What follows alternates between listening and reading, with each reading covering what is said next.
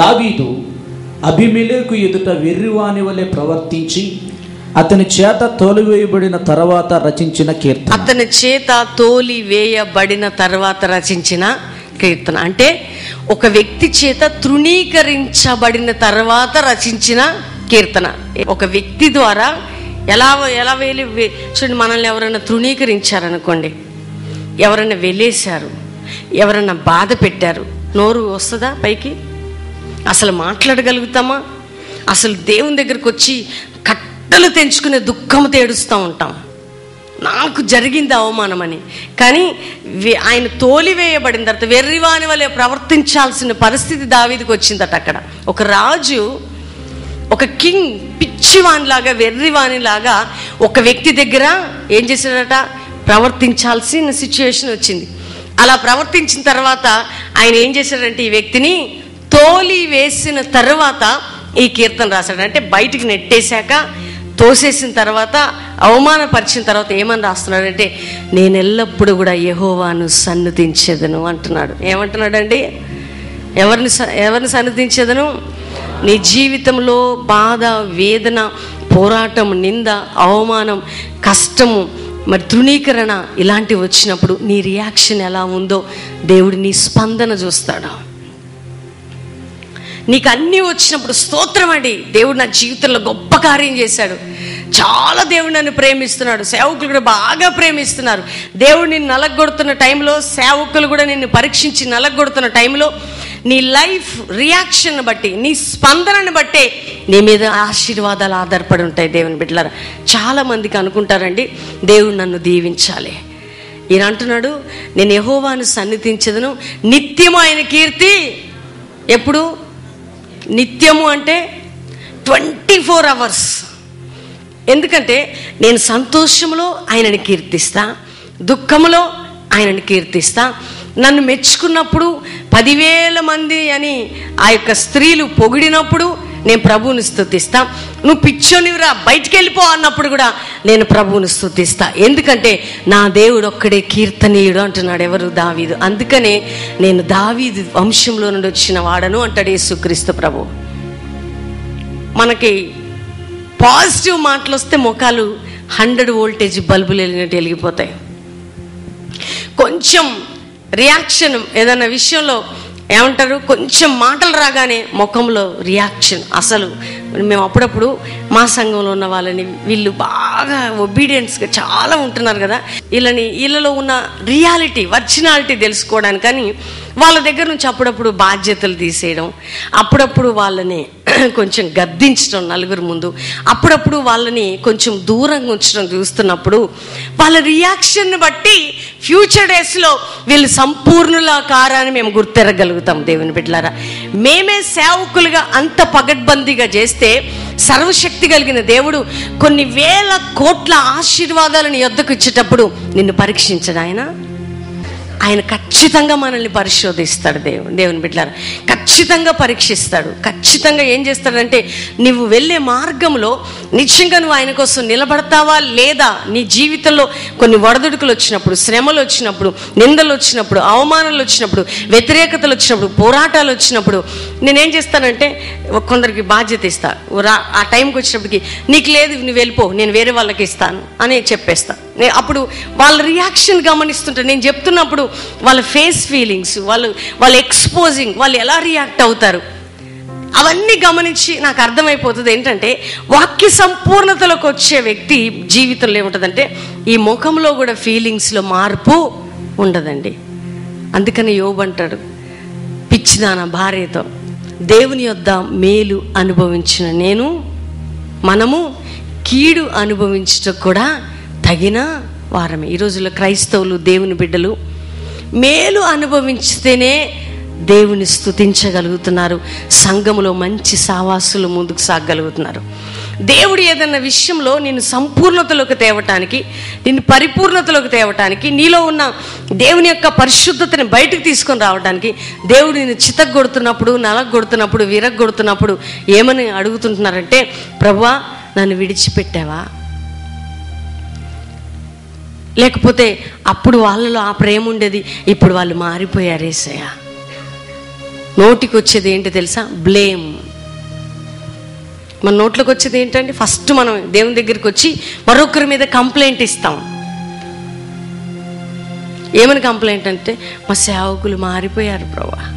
అసలు దేవుని సన్నిధికి వెళ్ళి నువ్వు అడిగావా, ప్రభువా నిజంగా నా జీవితంలో నువ్వు నిలబెట్టినప్పుడు నేను స్తుతిస్తాను, నన్ను కూర్చోబెట్టినప్పుడు నేను స్తుతిస్తాను, నన్ను వాడుకున్నప్పుడు నేను స్తుతిస్తాను, నన్ను వాడుకోనప్పుడు కూడా నేను స్తుతిస్తాను, నన్ను ఎత్తుకున్నప్పుడు నేను స్తుతిస్తాను, నన్ను పక్కకు పెట్టినప్పుడు కూడా నేను స్తుతిస్తాను అనే రేంజ్కి వచ్చినప్పుడే దేవుని చేత నువ్వు పరిపూర్ణతలకు వచ్చిన వ్యక్తివి. అప్పటి వరకు నీకేం లేదో తెలుసా? అక్షరాభ్యాసంలోనే ఉన్నావు. ఇంకా ఆలు ఏలు అంతే, దానికి మించి నువ్వు ముందుకు రాలేదు. క్రైస్తవులు ఈ దీనిలో ముందుకు అందుకని దావీదు ఏమంటాడు తెలుసా? దేవా నీవెప్పుడు కూడా కీర్తనీడివే, నిత్యము నా యొక్క నోట ఏముంటుందంటే నీ కీర్తి ఉంటుంది. ఇంకేమంటున్నాడు తెలుసా? తన సిచ్యువేషన్ చూసి చాలామంది అక్కడ చెదిరిపోతారు. తన పరిస్థితిని చూసి అక్కడ చెదిరిపోయినప్పుడు వాళ్ళందరితో ఏమంటున్నాడంటే, మనందరము ఏకముగా కూడి ఆయన నామాన్ని గొప్ప చేయదము రండి అంటున్నాడు. పిచ్చివాని వలె ప్రవర్తించినా, వెర్రివాని వలె ప్రవర్తించినా, వెలివేయబడిన అనుభవంలో కూడా డైరెక్ట్గా మనుషుల యొద్దకు దావీదు వెళ్ళలేదు. కానీ మందస్సం యొద్దకు వెళ్ళి మోకరించి చేతులు పైకెత్తి దేవుణ్ణి స్తుతించి దేవుని యొద్ద విచారణ చేయటం ప్రారంభించాడు. దేవుని బిడ్డలారా, అందుకని క్రైస్తవులకి భయం కలిగితే మనుషులు అండ కావాలా, నష్టం కలిగితే మనుషులు అండ కావాలా, నీకేదైనా దుఃఖం వస్తే మనుషులు కావాలా, శ్రమ వస్తే మనుషులు కావాలా, ఎవరైనా తోడు ఉంటే బాగుండు. కానీ పాట మాత్రం నీ ఉంటే నాకు చాలు పాడకండి, మీరు పాడకండి దయచేసి. పాట లిరిక్స్ బాగున్నాయి, రాగం బాగుంది, తాళం బాగుందని పాట పాడి మీరు అపవాదిని ఎదుట దేవుని నామం ముందు అబద్ధికులు కావద్దు.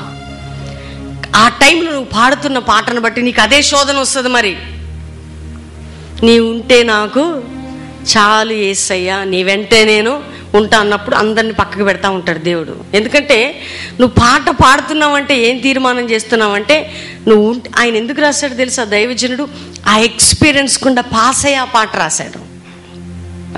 రియల్లీ దేవుని బిడ్డలారా, దావీదు ఒంటరి వాడైనప్పటికీ కూడా ఒంటరితనంలో తన జీవితంలో దేవుని ప్రేమని అనుభవించగలిగినటువంటి ఆధిక్యతలోకి వెళ్ళాడు. అందుకని అంటున్నాడు, నాకు కలిగిన భయములన్నిటిలో నుంచి నా దేవుడు ఏం చేశాడంట? నాకు ఉత్తరం ఇచ్చే దేవుడు ఆయన. ఎవరండి ఆయన? నీకు భయం కలిగినప్పుడు ఎవరు ఉత్తరం ఇస్తారు? దేవుడు. అందుకనే చదవండి కింద వచనంలో, నేను యెహోవా యొద్ద విచారణ చేయగా ఆయన నాకు ఉత్తరం ఇచ్చెను, నాకు కలిగిన భయములన్నిటిలో నుండి ఆయన నన్ను తప్పించెను. వారు ఆయన తట్టు చూడగా వారికి వెలుగు కలిగెను, వారి ముఖములెన్నడూ లజ్జింపకపోవును. ఈ దీనుడు మొరపెట్టగా యెహోవా ఆలకించెను, అతని శ్రమలన్నిటిలో నుండి అతని రక్షించెను. యెహోవా యందు భయభక్తులు గలవారి చుట్టూ ఆయన దూత కావలి నుండి వారిని రక్షించెను. చదవండి. యెహోవా ఉత్తముడని రుచి చూచి తెలుసుకొనుడి, ఆయనను ఆశ్రయించు నరుడు ధన్యుడు. ధన్యుడు మనం అంటుంటాం, యెహోవాను ఆశ్రయించు నరుడు ధన్యుడు. దావీదు ఎట్లా ఆశ్రయించాడు? అసలు ఆశ్రయం అనే మాట, నీవే నా కోట, నా ఆశ్రయం, నా దుర్గము, నా కొండ, నా సర్వము అని దావీదు కొన్ని స్థలాల్లో కొన్ని టైంలో రాస్తాడు.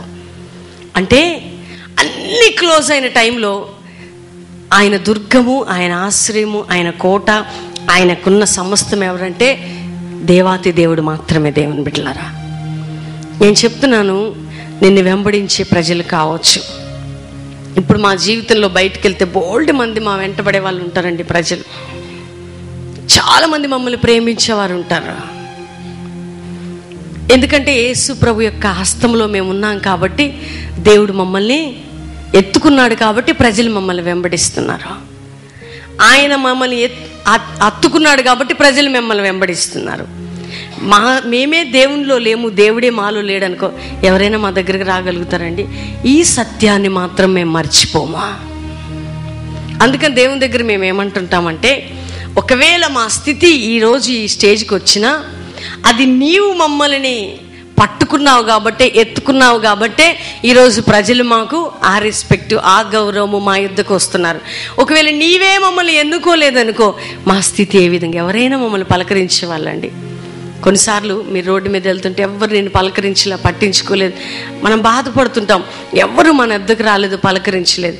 కానీ దేవుని చేతిలో ఉన్నాము కాబట్టే దావీదు గొల్యాతుని చంపినప్పుడు, ఆ భయంకరమైనటువంటి యుద్ధం చేసి వస్తున్నప్పుడు సౌలుకి 1000 కొలదియు దావీదుకి 10,000 కొలది అని దావీదుని కొనియాడినప్పుడు దావీదు ఎందుకు ఆనందిస్తాడో తెలుసండి? తనకి అంత ఆధిక్యత రావటానికి కారణం ఎవరంటే సర్వశక్తి కలిగిన దేవుడు మాత్రమే. మన జీవితంలో ఏ ఆధిక్యత మనకు వచ్చినా అది ఎవరిని బట్టి వచ్చేదంటే, చెప్పండి గట్టిగా, ఎవరిని బట్టి? కేవలం దేవుని బట్టే. అందుకని ఎప్పుడు మనం దేవుని పక్షంలో నిలబడాలి. దేవుని బిడ్డలారా, ఎవరి పక్షంలో? ఎవరి పక్షంలో మనం నిలబడొద్దు.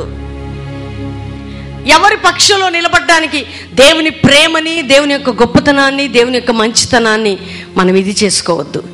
అందుకని దావీదు తన జీవితంలో కలుగుతున్న శోధనలోనట ఏమంటున్నాడంటే, యెహోవా ఉత్తముడు అని రుచి చూసి నేను తెలుసుకున్నా. ఏం చూసి? మనం చెప్తుంటాం, చాలా మంది రుచి చూసి ఎరిగి తిని యెహోవా ఉత్తముడు అని పాడుతూ ఉంటారు. చాలా స్తోత్రం మీకు. రుచి ఎప్పుడు చూస్తామంటే అన్నీ వదిలినప్పుడు, అంత దూరమైనప్పుడే ఆ రుచి తెలుస్తుంది, దేవుని రుచి.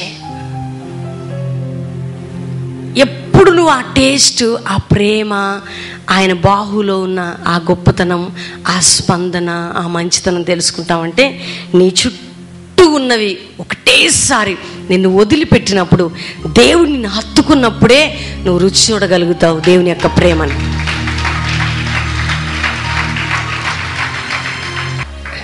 చాలా జాగ్రత్తగా ఉండాలి దేవుని బిడ్డలారా. దేవుని సన్నిధిలో మన లైఫ్ ప్రతి నిత్యం కూడా మనకు ఒక యుద్ధ భూమి లాంటిదే. దేవుడు మనల్ని టెస్ట్ చేస్తుంటాడు. కొన్నిసార్లు నిన్ను ప్రేమించే నీ ప్రియమైన భర్త కూడా కొన్ని మాటలు మాట్లాడుతుంటాడు. అప్పుడు నీ లైఫ్ నువ్వు తెలుసుకోవాల్సింది ఏంటి తెలుసా? అవును ప్రభా, నా భర్త నన్ను ప్రేమిస్తున్నాడంటే నీ మంచితనం ఆయనలో ఉంది కాబట్టే నన్ను ప్రేమిస్తున్నాడా. మా వారు చాలా మంచివారండి, మా వారు చాలా మంచివారండి, మా వారు చాలా మంచివారు అన్న తర్వాత మొదలవుతుంది అసలు శోధన. ఒక వారం రోజులు పోయినాక అసలు ఆయన మంచితనం బయటకు వస్తుంది. కానీ ఆయన మంచితనం కొద్ది మాత్రమే, కానీ దేవుని మంచితనమే ఆయనలో ఉంటే ఎప్పటికీ నిన్ను ప్రేమించగలుగుతాడు నీ భర్త. అందుకని ఏమని ప్రార్థన చేయాలి స్త్రీలు భర్తల గురించి? నీ మంచితనంతో నా భర్తని నింపు ప్రభు అని ప్రార్థన చేయాలి. ఎవరి మంచితనంతోనండి? మా వారు చాలా మంచివారండి. మా వారు ఎంత మంచివారంటే నిజమే, ఈ లోక మంచితనం, ఈ లోకం సంబంధమైనటువంటి శుభ్రత మురికి గుడ్డతో సమానం. క్రీస్తు మంచితనం మాత్రం అది స్థిరంగా నిలబడే దేవుని బిడ్డలారా. అందుకని స్త్రీలు మురిసిపోవద్దు. మా వారు చాలా మంచివారండి, మంచివారండి, మంచివారు అనగానే ఒకటి పడుతుంది నీకు. అప్పుడు నువ్వు దేవుని అడగాల, అమ్మో ఆయన మంచితనం వల్ల నేను బ్రతకలేను, కానీ ప్రభా నీ మంచితనం ఆయనలో ఉంటే నేను బ్రతకగలుగుతాను. అప్పుడు దేవుడండి తన మంచితనాన్ని అంతా, మోషేతో అంటాడు కదా, నా మంచితనం అంతా నేను నీలో కనపరుస్తాను. చూడండి, సాత్వికుడిగా మోషే ఉండటానికి, దేవుని యొక్క ప్రేమతో దేవుని యొక్క ప్రవక్తలు నింపబడ్డానికి, వారు కూడా మనలాంటి మనుషులే దేవుని బిడ్డలారా. అందరం శరీరంతో ఉన్నామా, ఆత్మతో ఉన్నామా? మీరంతా శరీరులుగానే ఉన్నారా?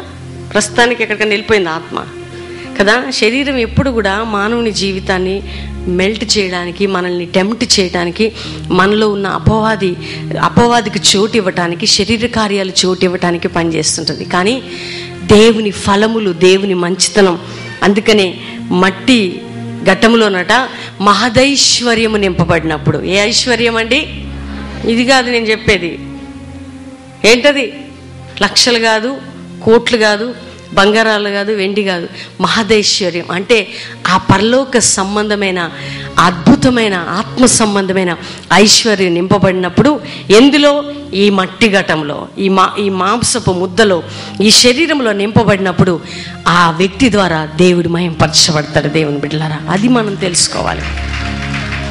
అందుకని మన గురించి మనం ప్రార్థన చేసుకోవటానికి వచ్చినప్పుడు, వెళ్ళినప్పుడు కూడా, నేను నా వ్యక్తిగతంగా అయితే నేను చెప్తున్నాను, ఓపెన్గా చెప్తున్నాను, నేనైతే దేవుని సందికి వెళ్ళినప్పుడు నేను ఒకటే ప్రార్థన చేస్తాను, ప్రభు నేను ఎవ్వరికంటే కూడా మంచి వ్యక్తిని కాదు, నా ముందున నా బిలీవర్స్ కంటే కూడా నేను మంచి వ్యక్తిని కాదయ్యా, వారిలో ఉన్న క్వాలిటీస్ కూడా నాలో లేవు, కానీ నీ రూపము నాలో ఉంచితే నీలాగా నేను ప్రజలకు కనపడగలుగుతాను.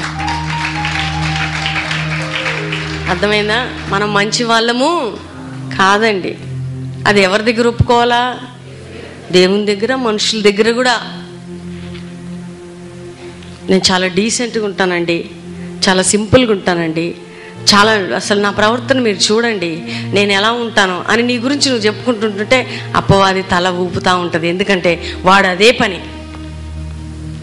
మనలో ఏమీ లేదు కానీ కేవలం మనల్ని ఎన్నుకొని. అందుకని దావీదు అంటాడు, నేనేమై ఉన్నానో నాకున్నవన్నీ అది నీకుండాలా, నేనేమైనా ప్రార్థన చేస్తే అది నీ దయ వల్లనే ప్రభువా, నేనేమైనా ఇతరులకి సహాయం చేయగలుగుతున్నానంటే అది నీ దయ వల్లనే, నేను ఏదన్నా మంచి సాక్ష్యం కలిగి ఉన్నానంటే అది నీ దయ వల్లనే, నేను ఏదన్నా ప్రయాసపడుతున్నాడంటే పౌలు అంటాడు, ప్రయాసపడేది నేను కాదు కానీ నాలో ఉన్న నీ కృప మాత్రమే. అందుకని మనం అటువంటి సొల్యూషన్స్, అటువంటి ఆధిక్యత వచ్చినప్పుడు దేవుణ్ణి రుచి చూసి తెలుసుకోవాలి. నిజంగా టేస్ట్ చూడడం అంటే అననుకూల పరిస్థితిలో, ఎవరు నీకు లేని టైంలో, ఒంటరి స్థితిలో, నువ్వు పోరాడుతున్న టైంలో ప్రభు వైపు చూడడం, దేవుని ప్రేమను అనుభవించడం, దేవుని శక్తిని అనుభవించడం, దేవుని యొక్క ఆ సమాధానాన్ని నువ్వు అనుభవించడాన్ని బట్టి నువ్వేం చూస్తున్నావు అంటే దేవుని టేస్టు చూస్తున్నావు. అన్నీ నీ చుట్టూంటే నువ్వేం టేస్ట్ చూడగలుగుతావు? ఏ అప్స్ అండ్ డౌన్స్ లేకుండా ఎవ్రీథింగ్ నార్మల్ అండి, హ్యాపీగా ఉన్నా, హాయిగా ఉన్నా, ఇక దేవుడు నీకు ఆయన ఎలా బయలుపరచబడతాడు? నీ వీక్నెస్ని అర్థం చేసుకోవాలన్నా దేవుడే, నిన్ను గద్దించాలన్నా దేవుడే, నిన్ను హెచ్చించి గొప్ప స్థానంలోకి తీసుకెళ్లాలన్నా దేవుడే, నిన్ను దించాలన్నా ఆయనే. అన్నీ దేనికోసం చేస్తాడంటే నీ మంచి కోసమే దేవుడు చేస్తాడు. అది గ్రహించి మనం తెలుసుకోవాలా. అందుకని ఇక దావీదు అంటాడు, నిజంగా యెహోవా తమకు దేవుడు కాగలిగిన ప్రజలు ధన్యులని ఒక చోట రాయబడి ఉంటుంది. యెహోవా దేవుడు కలిగిన నరుడట ధన్యుడట. ఎవరు ధన్యులమండి? మీరు ధన్యులేనా? దరిద్రం బ్రతకండి, చచ్చిపోతే బాగున్నాం. ఏం బ్రతుకో, ఈ అప్పులు పోవట్లేదు, ఈ రోగాలు పోవట్లేదు, ఈ సమస్యలు పోవట్లేదు, అందరికి పిల్లలు పుడుతున్నారు, పిల్లలు పుట్టట్లేదు, అందరికి పెళ్ళిళ్ళు అయితే నాకు పెళ్ళిళ్ళు కావట్లేదు, అందరు ఇల్లులు కట్టుకుంటున్నారు, ఇదే జబ్బు. నిజంగా నేను దేవుణ్ణి కలిగి ఉన్నా, నేను ధన్యురాల్ని అన్నవారు మీ కుడి చేయి పైకెత్తండి.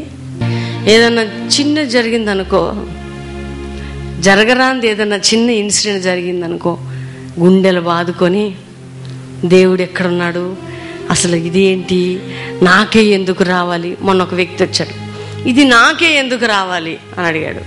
అవును, నేను అన్నాను, అసలు దేవుడు నిన్నే ఎందుకు రక్షించుకున్నాడో ఏం పాడు. నేను కానీ ఉండుంటే ఈయనని తప్ప ఎవరినన్నా రక్షించుకోమని చెప్పేదాన్ని నేనన్నా. ఇది నాకే ఎందుకు రావాలి, నా చుట్టూలోకి రాలేదు, మరి నాకే వచ్చిందంటే మరి అందరిని వదిలిపెట్టి పొరపాటున నిన్నే రక్షించుకున్నాడు దేవుడు. ఆ రక్షించుకోకపోయినా బాగుండేది. దేవునికి ఈ బాధ, ఈ ప్రశ్న ఈరోజు వచ్చేది కాదు. నిజంగా రోగాలు ఈరోజు రావచ్చు పోవచ్చు, సమస్యలు ఈరోజు రావచ్చు పోవచ్చు, లక్షలు పెట్టిన రక్షణ రాదండి. నిన్ను రక్షించిన దేవునికి బ్రతికినంత కాలం నువ్వు కృతజ్ఞుడివై ఉండాలట. గట్టిగా చెప్పులు కూడా దేవుని మహిమ పరచుదాం. అందుకనే దావీదు ఏంటంటే, రాజుగా చేసేవాడు దేవుడే, పనికి మాలిన వాడిగా చేసేవాడు దేవుడే, నన్ను హెచ్చించువాడు ఆయనే, తగ్గించువాడు ఆయనే. అందుకని నేనేమై ఉన్నానో నాకున్నవన్నీ ఆ సిచ్యుయేషన్స్లోకి మనం రావాలని దేవుని ఆశ. అప్పుడు దేవుడు మనల్ని బట్టి ఏం చేస్తాడంటే సంతోషిస్తాడు. కొంచెం కష్టం కలిగిన, కొద్దిగా నష్టం కలిగిన సణుక్కుంటూ గొనుక్కుంటూ తిట్టుకుంటూ, ఆ మాట మాట్లాడుతూ, ఈ మాట మాట్లాడుతూ, ఇబ్బంది పడుతూ, బాధపడుతూ, నష్టం వచ్చినప్పుడు అయ్యో దేవుడు నాకే చేశాడు, నన్నే పెట్టాడు, ఇట్లా అందరూ బాగున్నారు, ఈ మాట మాత్రం ఎప్పుడు కూడా మనం అనొద్దాం. నా చుట్టూ వాళ్ళు బాగున్నారు, అందుకనే వ్యసన పడకము కీడికే. వ్యసనం అంటే ఏంటి తెలుసా? వాళ్ళు బాగున్నారు, నా పరిస్థితి ఇట్లా ఉంది, వాళ్ళకి జరుగుతుంది, నాకు జరగట్లే, వాళ్ళు చేసుకుంటున్నారు, నాకు జరగట్లే, వాళ్ళకి అయింది, నాకు కావట్లే. దీన్ని ఏమంటారు చెప్పండి అందరూ? వ్యసన పడితే దేనికి కారణమట? అట్లాంటి దేవుడు చేస్తాడా నీకు? అయ్యా నాకంటే వారు యోగ్యులేమో, అందుకే వారిని నువ్వు ఆశీర్వదించావు, నీకు స్తోత్రం అని చెప్పాలా? అర్థమైందా మీకు? నాకంటే వాళ్ళు, మేమైతే అదే చెప్తాం సేవా జీవితంలో, ప్రభా వారు యోగ్యులయ్యా, అందుకో వారు అర్హులు నాయన, కానీ వారంత కష్టపడలే మేము, కానీ మేము కూడా కష్టపడాలా, వారిలాగా ప్రయాసపడాలా, వారిలాగా మేము నిలబడాలా. ఎందుకంటే వారు అన్ని ఆత్మలు సంపాదిస్తున్నారంటే, అంతగా పరిగెత్తుతున్నారంటే, వారి ద్వారా కార్యాలు జరుగుతున్నాయంటే దానికి వారు యోగ్యులు నాయన, నీకు మహిమ కలుగును గాక అని స్తోత్రం చెల్లిస్తుంటాం.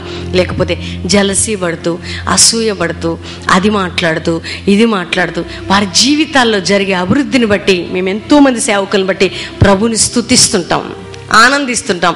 కొన్నిసార్లు అయ్యో వాళ్ళకి ఏదన్నా మాట బలహీనపరిచే విషయాలు వారికి వచ్చినప్పుడు మేము దేవుని సందికెళ్ళి ప్రార్థన చేస్తుంటాం, దయచేసి ప్రభా ఆ పరిస్థితి నుండి వారిని విడిపించమని. అది వారు చూడట్లా, సర్వశక్తి కలిగిన దేవుడు చూస్తున్నాడు. దేవుని బిడ్డలారా, ఎలాంటి హృదయం ఉండాలండి మనకి? దావీదు హృదయం ఏ హృదయం తెలుసా? శత్రువుకి ఆధిక్యత ఇచ్చిన సంతోషించే హృదయం దావీదు హృదయం. దేవుడు నీతో మాట్లాడుతున్నాడు, సహోదరి సహోదరుడా, నువ్వు కష్టంలో ఉన్నావా, బాధలు ఉన్నావా, ఇబ్బందులో ఉన్నావా, వెలివేయబడి, తోలివేయబడి, అవమానము, నింద, పోరాటము అన్నీ నిన్ను వెంబడిస్తున్నాయా? కానీ నువ్వు దేవుణ్ణి బట్టి ఆనందించు, దేవుని యొద్ద విచారణ చేయి, దేవుని గట్టిగా పట్టుకో. దేవుని జీవితంలో బలమైన కార్యాలు చేయటానికి శక్తిమంతుడు మన మధ్యలో సంచరిస్తున్నాడు. కాబట్టి నువ్వు ఎక్కడుండి కార్యక్రమం చూస్తున్నావో నువ్వు కళ్ళు మూసుకొని ఈరోజు వరకు ఒకవేళ నిరుత్సాహము, కృంగిపోయి, అవమానములో నలిగిపోతూ ఏడుస్తున్నావేమో, నీ ముఖములో సంతోషము, నెమ్మది, సమాధానాన్ని దేవుడు ఇవ్వబోతున్నాడు. కోల్పోయిన ఆరోగ్యాన్ని ఇవ్వబోతున్నాడు. రెట్టింపు ఘనత నీకు తీసుకొని రాబోతున్నాడు. నీ అవమానంకి మరి రెట్టింపు ఘనత నీ కుటుంబంలో, నీ జీవితంలో, ఈ కార్యక్రమం చూస్తున్న నీలో దేవుడు ఇవ్వాలని ఆశపడుతుండగా కళ్ళు మూసుకో. హోలీ స్పిరిట్ గాడ్, ఈ బిడ్డలు బంధకాల్లో ఉన్నారయ్యా, వారి కష్టంలో ఉన్నారు ప్రభా, నింద అవమానాల్లో. దావీదు అంటున్నాడు, నాకు కలిగిన భయములన్నిటిలో నుంచి నా దేవుని యొద్ద విచారణ చేసినప్పుడు ఆయన నన్ను విడిపించినని. ఈ కార్యక్రమం చూస్తున్న బిడ్డల మీద ఇప్పుడే నీ విడుదలని, సమాధాన, నెమ్మదిని ప్రకటిస్తున్నాను. కోల్పోయిన రెట్టింపు సంతోషము తిరిగి రావాలి. అప్పులు, రోగాలు, వ్యాధులు, కోర్టు సమస్యలు, గర్భఫలము, నిందలు, అవమానం నుంచి కొట్టివేయబడాలి. నిత్యము వారి నోటిలో నీ కీర్తి ఉండాలి ప్రభా. నీ ఆత్మ కార్యాన్ని జరిగించి పరిశుద్ధాత్ముడా ఈ ప్రోగ్రాంలో వచ్చి నీ ప్రజల్ని తాకి అద్భుతం చేసి విడుదలనిచ్చి మీ నామానికి మహిమ తెచ్చుకోమని యేసుక్రీస్తు నామములో అడుగుచున్నాం తండ్రి. Amen, amen, amen.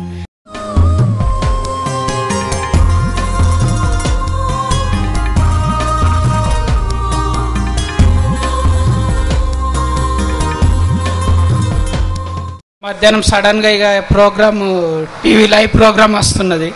ఆ టైంలో నాకు డయాబెటీస్, ఫాస్టింగ్ బ్లడ్ షుగర్ 203 నాది. అయితే ఆ టైంలో నాకు ఇక్కడ మొత్తం పుచ్చిపోయింది, చిట్కనేళ్ళు మొత్తం ఒక వరుస. ఆ టైంలో బ్రదర్ ప్రేయర్ చేసుకుంటా ఏదన్నా ఉంటే చేతి అక్కడ పెట్టుకోవాలన్నాడు. నేను పెట్టుకున్నాక అట్లనే పెట్టుకున్నాక తర్వాత ప్రేయర్ ఆయిల్ పెట్టుకోవాలని చెప్పిండు. వితౌట్ యాంటీబయాటిక్ ఏం వాడలేదు. 1 వీక్లో నాకు మొత్తం సెట్ అయిపోయింది ఏలు. అందరూ అదైపోయింది, అరే ఏలు ఎట్లా తగ్గింది, డయాబెటీస్కు తగ్గదుగా, 203 ఫాస్టింగ్ బ్లడ్ షుగర్. దేవునికి స్తుతి, మహిమ, ఘనత చెల్లిస్తాం. గట్టిగా చెప్పులు కూడా దేవుని మహిమ పరచుదాం. Praise the lord. నా పేరు సంధ్య, మాది కామారెడ్డి. నేను 2010 నవంబర్ నుండి చాలా చెస్ట్ పెయిన్తో నేను బాధపడుతున్నా. అప్పుడు డాక్టర్ దగ్గరికి వెళ్ళినప్పుడు నా హార్ట్లో వన్ వాల్ బ్లాక్ అయిందని చెప్పిండ్రు, అలాగే థైరాయిడ్ ఉందని చెప్పిండ్రు. నాకు చెస్ట్ పెయిన్ స్టార్ట్ అయినప్పటి నుండి చాలా హై బీపీతో నేను బాధపడుతున్నాను. అసలు నేను లేవలేని స్థితిలో ఉండేదాన్ని. ఈ సంవత్సరం ఫిబ్రవరి 9th రోజు నేను హార్ట్ స్ట్రోక్ తోటి నేను కింద పడిపోయినప్పుడు నన్ను ఐసీలో ఉంచిండ్రు. చాలా సీరియస్ అయిన పరిస్థితిలో నేను ఉన్నా, మరణ పడకలో ఉన్నా. నా పిల్లలు చాలా చిన్నవాళ్ళు ఉన్నారు. ప్రభువా నాకు విడుదల దయచేయమని నేను చాలాసేపు ప్రార్థన చేసిన.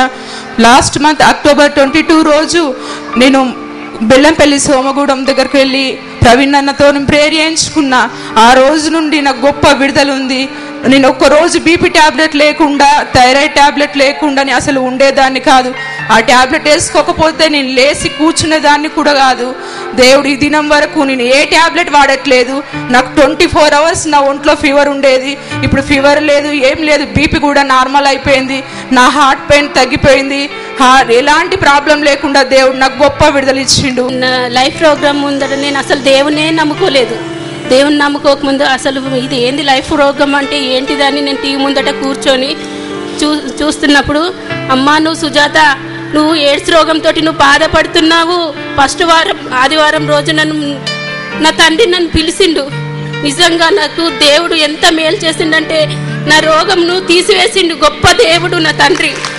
చూడండి సహోదరి జీవితంలో దేవుని బిడ్డలారా, తన లైవ్ ఏంటో తెలియదు కానీ ప్రభు సుజాత అని పేరు పెట్టి పిలిచి ఆ భయంకరమైనటువంటి ఎయిడ్స్ HIV రోగా నుండి విడుదలిచ్చి చక్కటి కుమారుణ్ణి ఇచ్చాడు.